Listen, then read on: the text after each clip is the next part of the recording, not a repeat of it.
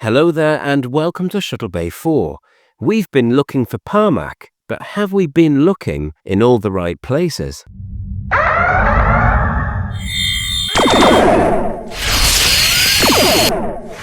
Well, I suppose I ought to admit now that I haven't actually watched the episode. And before people jump down my throat, it's only the second time ever, I think, I've not watched it. I will watch it. I just really, honestly, I've just had such a crazy, weird week that I've just not had time.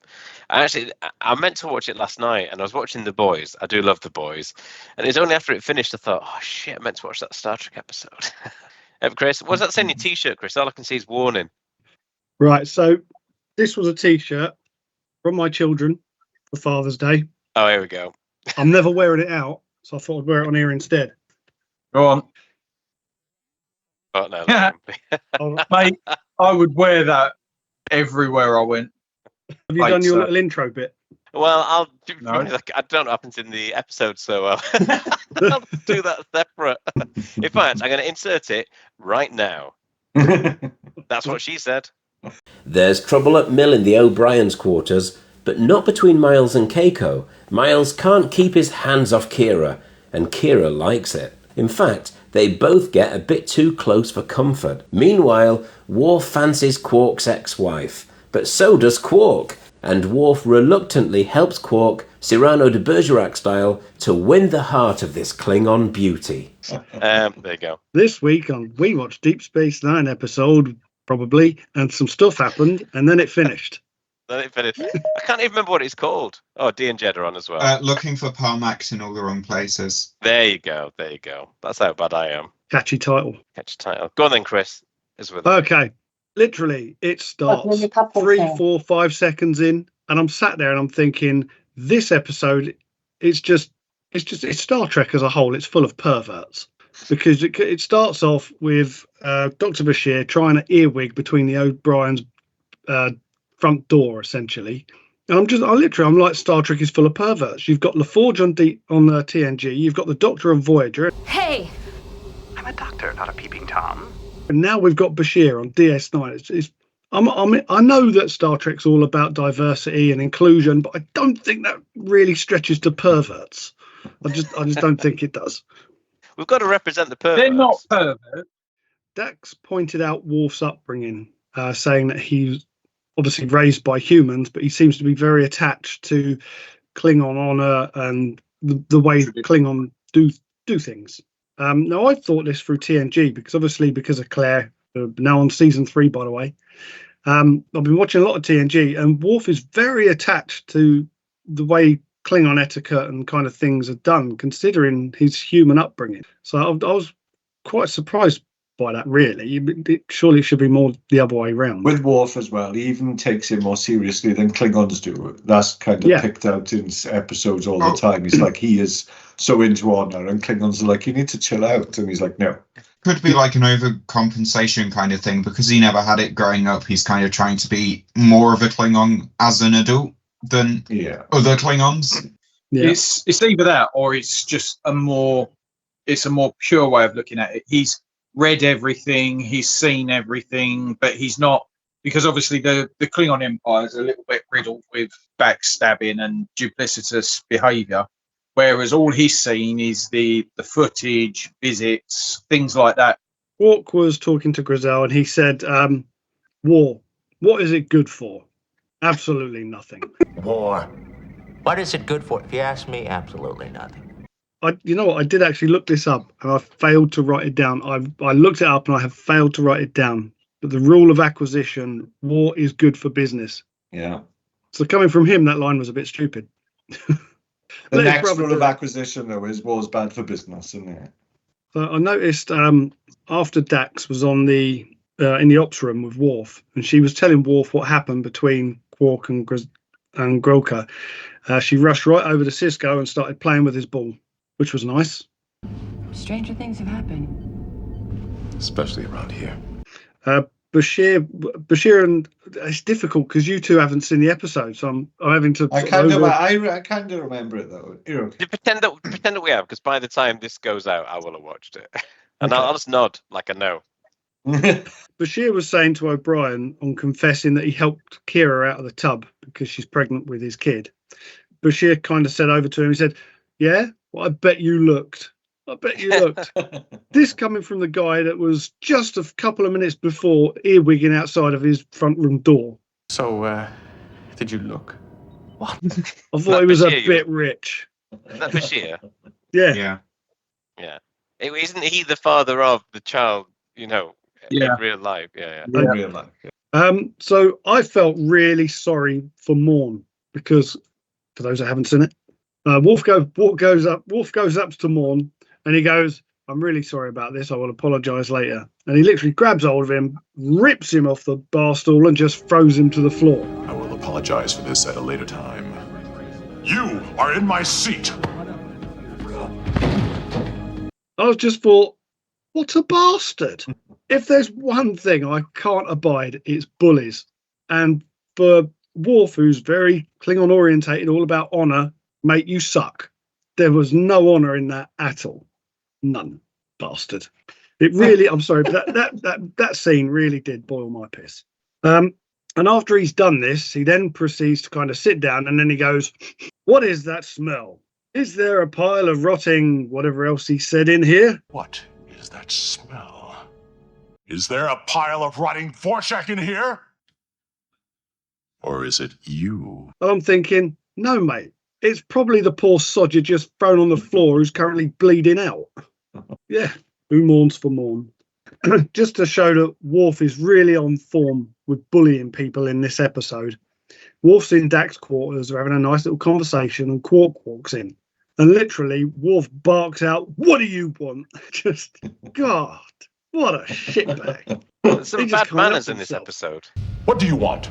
Very bad manners. He's never like Quark either, though, is he? He's never like And then Quark says to Dax, what's his problem? And Dax said something, I can't remember what she said, but what she should have said was, oh, he's just upset because he's running out of people to bully. He's having a bad day. Oh, that's a shame. Does Worf not come across in a very good light in this episode, then? No. I don't know. No, he's a prick. So this was the episode, because Kira's got the O'Brien baby in her, Miles is very attentive. And it's not because he particularly wants to be, it's because Keiko is telling him, go and give her a massage. Clearly the girl's struggling. Now, because of this, Kira and O'Brien, they start to soften to each other somewhat, almost an attraction. Yeah. And it's weird because they're trying to keep away from each other because they can see it happening. Yes! Yes!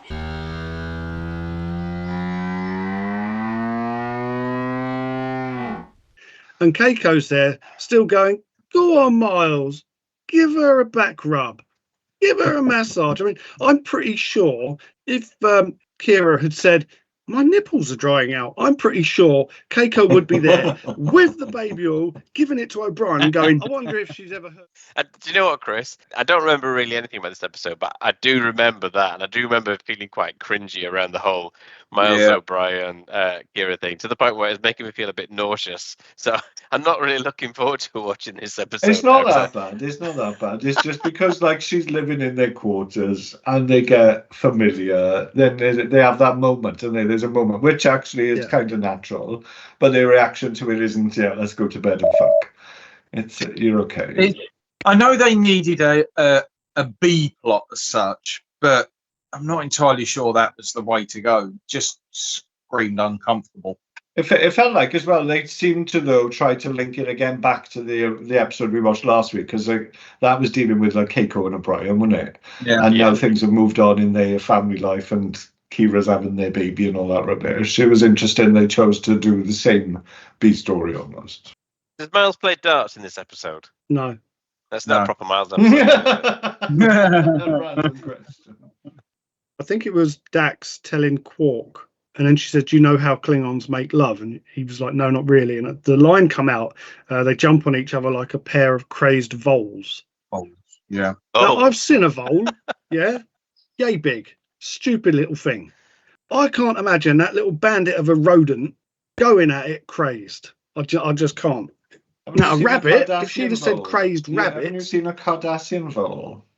Yeah, because that's in an episode of Deep Space Nine. There's Cardassian voles in the wire work or something, and they got to catch them. Yeah, so you do see one, and they're pretty big. They're like this big. Yeah, Okay. they're pretty gross.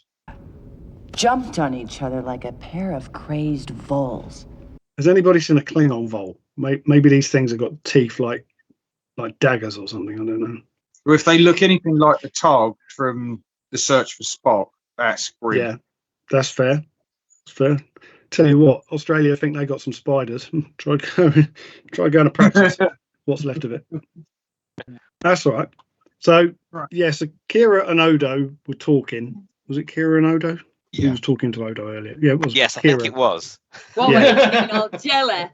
Getting his little digs in. Odo wasn't happy that Kira's spending a lot of time with Miles. Miles? Because she's no longer calling the Chief or O'Brien. It's now Miles. So obviously he's got a thing for Kira. And you can tell he's starting, the green-eyed monster's starting to rear up a bit. Obviously Worf is also getting that green-eyed monster. And even to a degree, so is Bashir, because he's not spending the time with O'Brien that he used to. So there's a lot of jealousy in this episode.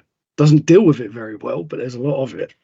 And then at the end, just before the credits, Worf laughs. It is the most crappiest laugh I've ever heard. But it just reminded me of all those 80s programs, Knight Rider, for example. They always used to end on a crowd of people all having a bit of a chuckle. Credits. Don't do drugs, kids. Yeah, exactly. I'll stay in school. Don't sniff glue. So that's all I've got. Well, before Steve says anything, let's do a vote. We need to have our vote, don't we? Is this 3 for 3? Who thinks? Do I like it or do I not? Place your votes. I'm going to say no. I'm going to say no. All right. What about you, Chris? Come on. I say yeah. I say yeah. Yeah. Steve, I've got faith in you, Steve. It was crap. It was hard work. There are some episodes I can't critique because I'm too busy watching it. This I had no problems with because I was just not into it. So I was just picking out all these little bits I really fucking got on my goat. I liked the episode. 3 for 3. This is unheard of. I love the fact this has become a regular thing. I tell you, we're going to need to get, when you edit one of these episodes, we need to get like one of those cheesy 80s game show type. Steve Orbiter.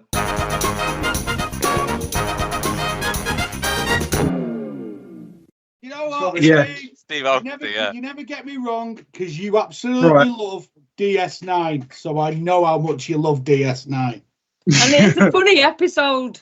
Steve, at this rate, you might actually end up being a Star Trek fan. You know what, mate? Right, this was going so well. Why the hell do you have to chuck some stupid ass statement like that in? I mean, suppose you believe in fairies as well, didn't you? Grow up, right? No, I like the episode. It was a light-hearted one. It didn't take itself too seriously. What I found a little bit weird about it was that Quark was able to walk straight onto the Defiance bridge. Mate, that's a secure area. That's a warship. You've just strolled straight on. I guess, but Quark's got all the fucking codes for everything. They have to go and ask him for the code sometimes. Odo asks him, doesn't he? Have you got like a level 8? Yeah, but that's for DS9 itself. That's a Federation. Anyway, so I thought that was a little bit weird. I guess maybe off mission they're not as secure as on mission because it was just sat there existing. Yeah, I just thought it was a bit weird. I don't have any background in any military or naval, but I'm sure John Joe or Penfold or Patches will tell you that you can't just walk onto a ship if it's not on mission. There are a couple of bits that were a little bit odd, like when Quark's fighting with the Batleth and the moment that the remote control device that Wolf's got switches on, he suddenly gets a lot stronger. And I thought, well, that's a little bit weird. Yeah, it was an easy episode to watch. It was a good laugh. It was, Quark being horny, which was not the most pleasant thing in the world, but, happens to us all, I suppose. Grilka, I just couldn't stop focusing on her eyebrows. They were the biggest, bushiest eyebrows I've ever seen in my life. Yeah, I think he said bushy eyebrows. It's like, shut up, Steve. You're looking at the cleavage. Stop. You're doing a Dan. Dan's the boobs, and he likes nipples and boobs in Star Trek. He's the only man I know who pointed out to Paul's nipple through a fucking curtain on a washing line. And Jodie LaForge's nipples, to be fair. How many times did you pause and rewind that? Well, it was for the edit. I had to do it. It was, you know. It's like an equal opportunities nipple spotter. In my defense, right, the reason why I was freeze framing that was to show the sexploitation of T'Pol as a character. So I wasn't like saying, "Oh, look at the nipples on T'Pol." It's they clearly added them in post, and that's what that was the point I was making there. The episode, by the way, was Carbon Creek. Actually, it wasn't T'Pol; it was T'Pol's grandmother or whatever it was. So there you go. It was. Okay, so it was. It wouldn't surprise me if at some point you've Googled how many times can you see T'Pol's nipples in Enterprise. Don't need to Google that. You can see it. Like, I would like to point out, just for the purposes of the final edit, that when I'm pointing out these things, I'm not like, "Oh yeah, look at Paul nipples." It's just sometimes it's overly obvious and overly gratuitous, and it's just a bit too, you know. Well, it's just clearly obvious why they're there, you know. But anyway. Oh Christian. Yeah. So I've made a few notes today. Got my laptop here, so I don't forget them all. Right. Brand new laptop. Brand new laptop, yes. Yeah. So literally the opening scene was of Bashir listening into Miles and who we assume at the time is Keiko arguing. Quark comes over, he uses his super Ferengi hearing to tell him what's going on, and then Keiko turns up and they reveal that it wasn't Miles and Keiko talking, it was Miles and Kira. But I did rewind this, but Bashir's face when he sees Keiko walking up, because up until this point he had thought Keiko was in that room, I just found it really funny. Then it moved on to a scene of Worf and Jadzia talking, and originally I made a note saying I thought that the way Jadzia was talking was really flirty and kind of cute, in like a jokey way, like when people are like, "Oh, I punch you because you like you," it was like that kind of flirting. But then, like, literally the next scene, Worf had a massive thing for Grilka, so I was like, "Oh no, delete that note, that can't be true." Spoiler alert, it is true. I got it right, I just didn't believe in myself, so I deleted my note. Anyway, moving on to that scene, when Grilka enters, she meets Quark going up to him, like pretends to pull a gun on him or pretends to grab a gun or a knife or something. They joke around, and to me, the last time we saw them was obviously the episode we watched last week, where it ended with them getting the divorce. Now, obviously, the divorce wasn't, "Oh my god, I hate you, never see me again." It was a playful thing. It feels like there's been something off screen that we've not been party to, like maybe Quark and Grilka have been messaging over whatever their version of the internet is in the meantime. But there was a scene later when Jadzia is filling Worf in, because obviously Worf wasn't in the episode last week. It was before he arrived on DS9. So this was his first time seeing Grilka, and he asked about Grilka and Quark, and Jadzia said they haven't seen each other since that episode. So it makes me wonder what happened in their relationship. Worf's dialogue when he's talking to Jadzia, I just mentioned about her saying they hadn't met since. He uses why a lot. Obviously, why is a word we can use, and so for every time for his response to just be why. Obviously, there's been thought that's gone into that, and I thought it kind of reminded me of like a child, like an insolent child. Why? Yeah. Why? And so I thought maybe it was a thing because obviously he's hooked on Grilka. Maybe it was just like showing he's distracted, he's out of it, he's, focused on this rather than his Star Trek persona of this, big, strong security guard. He's resorted to almost not childlike, because love isn't really a childish emotion, but, more basic state. The old guy from last time, not the bodyguard, comes to the side and he basically says, "Look, don't bother trying to get with her. Your family's dishonored. She wouldn't get with you. Your house is dishonored. Your name is a curse."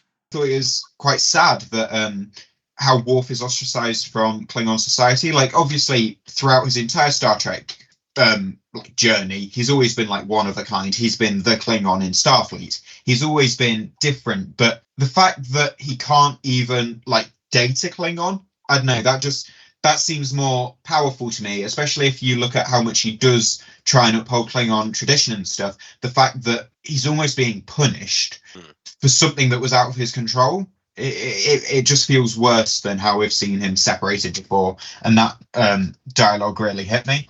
So Quark is really wanting to get with Grilka, which again, it just builds on what I said previously about the change in their relationship between the two episodes. Like, I understand the last one was season 3 and this one's season 5, so there's a good chance that they have talked off screen.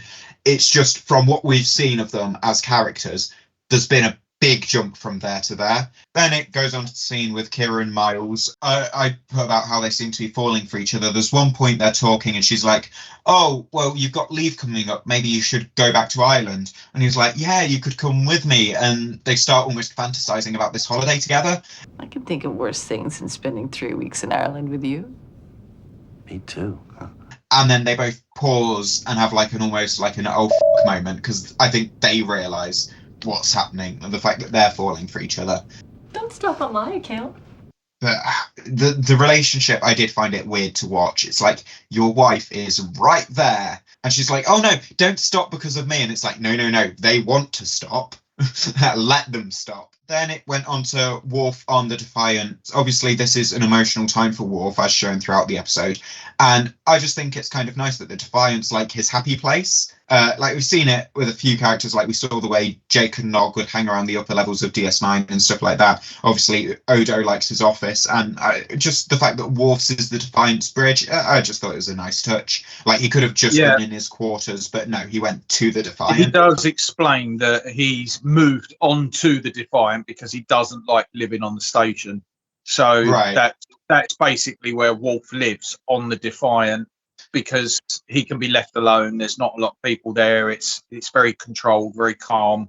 And he gets left alone because he states in a previous episode that he doesn't like all the visitors he keeps getting and interruptions and stuff like that. So when they get the Defiant, he moves onto it and lives there. Hence why when Quark goes looking for him, he goes onto the Defiant, because that's where Worf lives.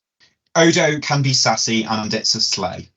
With the fact that he picks up the name changes by now using Miles instead of Chief, and I just found that scene really enjoyable, of Odo giving Kira shit for it. You've always liked the Chief, but Miles is a different story. Grilka's dialogue, there was one bit where it's like, why Quark? Why did you put in all this effort? Why'd you it seemed very, very obvious to me, and maybe it wasn't to the character, but I felt like Grilka was almost acting like a little girl, like, go on, say you like me, you want to, go on. I don't know, I just found it kind of pathetic. But I did, in that scene, because obviously you've got Quark, who's a Ferengi, and Grilka, who's a Klingon, and I wrote, considering how much heavy facial makeup they were in, very good job with facial expressions. Then it goes on to Quark actually fighting and Worf like puppeteering him. I've seen like behind the scenes of how hard it is to get fight scenes to look convincing. But here, what they had to do was not just make the fight look convincing, but make it look convincing that Quark wasn't the one fighting, although his body was. And I thought they did it very, very well. You'd see it both with a combination of dialogue and acting, where his brain would be going one way and then his body would like jerk that way. And it's one thing to choreograph a fight scene. It's another thing to choreograph a fight scene where you have to pretend like the actor doesn't know he's fighting. I think they did a really, really good job of that fight scene because of that. The fact that Jadzia made the first move on Worf, again, as I said, the very, very first conversation they had, which was like the second scene of this episode, I was like, oh, she's flirting with him. Then I dismissed it because he liked Grilka. And then the fact that Jadzia, it's a like classic trope, I guess, in rom-coms, like, oh, you like this girl, but in reality the girl you've known all along likes you. But no, I did like it this time. Usually I find it corny, but I did like this, maybe because I like the characters and I wanted them to get together. Obviously I knew they'd get together, but I wanted them to get together. And then the final scene is of Bashir in the infirmary, firstly treating a battered Quark and Grilka, and then he's like, what happened? Wait, no, don't want to know. Then he goes to leave, and Worf and Jadzia walk in with the same injuries, and I just thought that scene was funny with the way they did it. So that was my take on this episode. Nice one. A couple of things actually that you mentioned there, and I made a couple of notes on. You mentioned about Jadzia being sometimes seeming more Klingon, and that seems to be a bit of a theme throughout this, because when she's battling him in Way the Warrior, she kind of like whips his ass a bit, and I do like the fact that Jadzia is a kick-ass character throughout DS9. I mean, maybe not as much as she could have been, but she's certainly a strong character. And I've got a question, and I think Brush can probably answer this one. So, is this the episode then where Jadzia finally makes a move on Worf? I know you didn't watch it, but you tend to know this. It is, okay. Because for some reason I thought that happened before this episode, but that's interesting because she does flirt with him from the very first moment she sees him. On Way the Warrior, when he appears on Deep Space Nine. So it's interesting it takes this long. So which episode? This is season 5-3. Oh, right. So yeah. So by this stage, we've gone an entire season since Way the Warrior. What age group was this? This was a 15. This was a 15. This was a 15. Was it? Rated 15. It was a fucking 15 because it was just horny all the way through it. I was expecting Benny Hill to come rushing past, chasing a load of naked girls. It was just that kind of. But yeah, I laughed all the way through it. It just makes me giggle. Bashir at the start being the nosy, perverted doctor that he is. To Quark being the horny little goblin that he is. To Worf being the most thickest fucking person on the planet. He's in front of him. She's flirting with him. And do you? Ain't got a clue. She has Is to this kick. Jadzia on about? Yeah. Wouldn't have been much of an episode though, Jed, would it, if it had gone, and that had just been that over. You know what I mean? I used to think Worf was like, it comes thick as fuck. And then you've got the Miles O'Brien and Kira, where, bit of back rub goes a long way. Oh no. What Steve said is bang on the money. Quark just walks on the Defiant. Why is Worf not gone? How the did you get on here? If there's security at the door, I can imagine how the conversation went. Okay. Yep. Quark rocks up. There's a security guard. What do you want? Worf, he really wants a prune juice. There you go. That's how he gets on there. He had to juice his own prunes. So what do you think to this one then, Dee? Was it I confusing? really enjoyed it. I've got 3 pages of notes, mate. Oh, wow. Get comfy. I forgot about the Kira and the baby thing at this point. I just thought, well, he's having a row with Molly then, isn't he? And she's just telling him, Daddy, you can't control my life, sort of thing. That's when it said the Kira thing, I was a little bit confused. I was like, well, why is she in his bloody quarters? Why ain't Keiko going, you mad? And then it clicked. Oh, yeah, because this is the bit where she's carrying his baby. But then when Worf and Jadzia were discussing Klingon opera, and he contradicts himself, and Jadzia points it out that she loves a man with contradictions. I like a man riddled with contradictions. That was it. And then Grilka enters, and then Worf just drops that conversation, loses all interest in having any connection with Jadzia, talking to Jadzia, and just falls immediately for Grilka. I told y'all in the last episode she was hot. I did say she was gorgeous, and even Worf thinks so. Did you see her? She was glorious. But then you can see it in Jadzia's, the way she's acting around him. She starts getting a little bit jelly here. So then she throws in the jelly grenade and tells him, oh, Quark. She's not just Quark's friend. She's his ex-wife. She's his ex-wife. And he's like, what? How can he be? Do you know what I mean? It really infuriates him that this scrawny little goblin gets to be with her, and he doesn't stand a chance because obviously the guy pulls him to one side and goes, you don't stand a chance, you've got no honor. When she walks in and Quark brings her drink over to Grilka, he's remembered her drink. She's like, oh, you remembered how I like it and everything. So I think the relationship towards the end of that episode, obviously you don't see it on screen, but there is some development between Grilka and Quark in between House of and this. For him to remember her drink still, there must have been some form of connection between them. Her house is suffering. I think this is why she's turned up on Deep Space Nine. Things are going really badly for her. What does she need Quark for? Clearly, she needs his help. That's why she's there. Because we don't hear anything about that after that. We don't hear, you know what I mean? She's just on the station having a whale of a time. She's having a ball. She's having a laugh. She's getting laid. She's getting wooed. She's wined and dined every night while she's there. So all her problems suddenly disappear. So I'm assuming Quark sorted it out for her.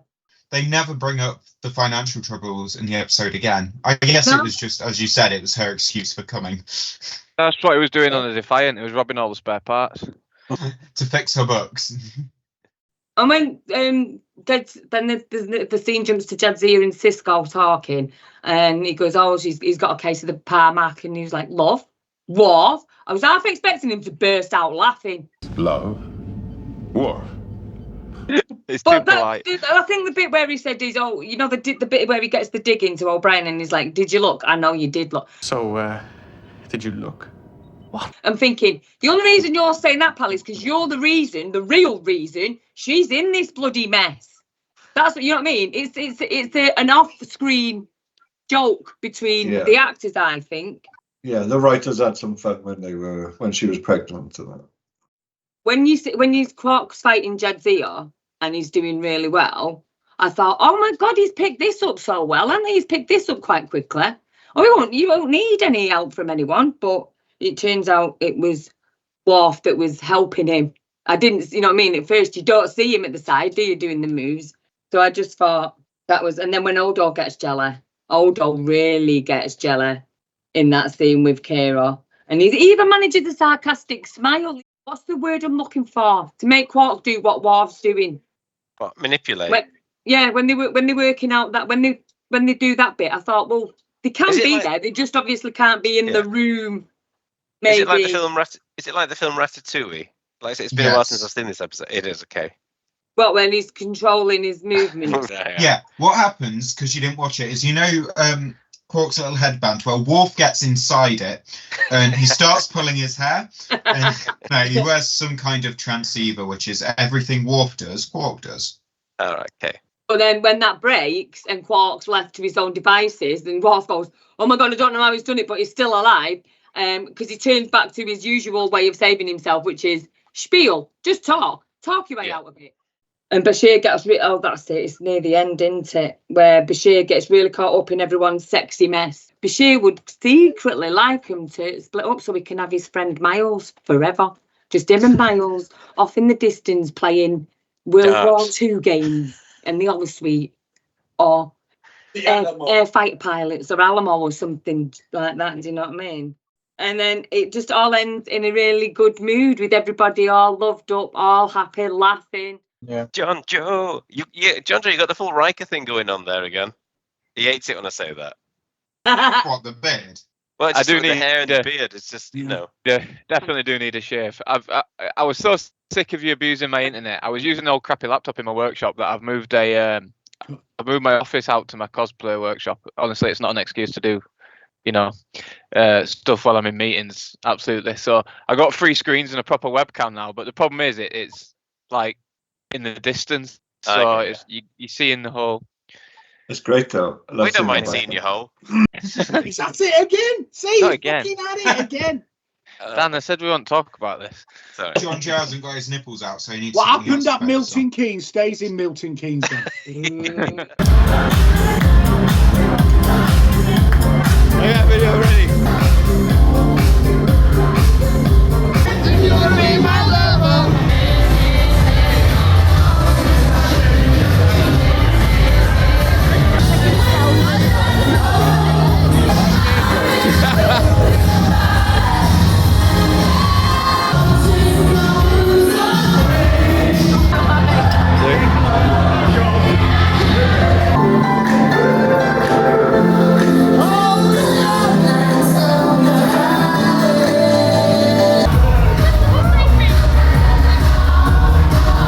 Have you got the same cable as me there, John Joe? Like a bright red-orange one? Yes. It's the same cable. Cable twins. Sorry, go on. Yeah, it's not my favourite episode. It's a good daft episode, but it's not. It's a bit too daft to my liking. I think the House of Quark was a better episode compared to this. But I know a lot of people think it's the other way around. A lot of people prefer this over House of Quark because it's on the station. You get the characters and you get the Jadzia in there. I never really liked Worf. I think he's a bit with a loss, to be honest with you. It does my head in a little bit. I go through phases of really liking him. Like, some of the episodes he's in is fantastic, and some of the lines he got in Next Generation were brilliant. Like, "Sir, I protest, I am not a merry man" is still one of my favourite all-time Star Trek lines. I protest, I am not a merry man. But yeah, it does my head in a bit in Deep Space Nine, to be honest with you. I think it could do without him. Rather have more Garak and less Worf, to be honest with you. But yeah, it was a good episode. It was an alright episode. The whole thing about Kira, that makes me really uncomfortable, but that's the point, so I suppose that's good writing at the end of the day. It's meant to make you slightly uncomfortable, isn't it? But yeah, it's just all a bit weird. We were having a discussion, me and the missus, of whether it was meant to make you feel awkward or whether it was just 90s. Like, yeah. I think it was just the 90s. time. I think it was just the time. Just 90s, mate, I think, John Joe. Well, I'll just mention this now. I've not watched the episode, as you know, but I will insert my comments now. So, looking for Parmac in all the wrong places. I think everybody said most of what needs to be said about this episode, so I'll try not to cover too much old ground.